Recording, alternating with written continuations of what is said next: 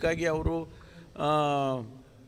ವಾಪಸ್ ತಗೊಳ್ತೀವಿ, ನಾವು ಬ್ಲ್ಯಾಕ್ ಫ್ಲ್ಯಾಗ್ ಡೆಮಾನ್ಸ್ಟ್ರೇಷನ್ ಮಾಡಬೇಕು ಅಂತ ಇದ್ದೋ ಅದನ್ನು ವಾಪಸ್ ತಗೊಳ್ತೀವಿ ಅಂತ ಅವರು 1,00,000 ರೂಪಾಯಿ ಬಹುಮಾನ ಕೊಡ್ತೀನಿ ಹಾಗೆ ಹೇಗೆ ಅಂತೆಲ್ಲ ಘೋಷಣೆ ಮಾಡಿದರು. ಅದೆಲ್ಲ ನೋಡಪ್ಪ, ಅವೆಲ್ಲ ಮುಖ್ಯಮಂತ್ರಿಗಳು ಬರುವಾಗ ಸರ್ಕಾರ ಯಾವುದೇ ರೀತಿಯ ಕ್ರಮ ತಗೊಳ್ಳೋದಕ್ಕೆ ಸಿದ್ಧವಾಗಿರುತ್ತೆ.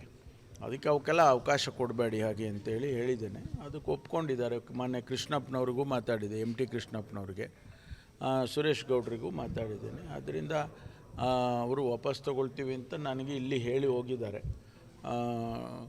ವಿಶ್ವಾಸದ ಪ್ರಶ್ನೆ. ಅವರು ಹೇಳಿದ್ದು ಕೂಡ ಯಾರೂ ಆ ರೀತಿ ಮಾಡಬಾರ್ದು. ಮಾಡಿದರೆ ಪೊಲೀಸ್ನವ್ರು ಇರ್ತಾರೆ, ಕಾನೂನು ಪ್ರಕಾರ ಏನು ಕ್ರಮ ತಗೋಬೇಕೋ ತಗೊಳ್ತಾರೆ, ಅದು ಬೇರೆ ವಿಷಯ. ಆದರೆ ಮಾಡೋದಕ್ಕೆ ಅವರು ಮಾಡಬಾರ್ದು ಅಂತ ಅವರು ಒಪ್ಕೊಂಡು ಹೋಗಿದ್ದಾರೆ.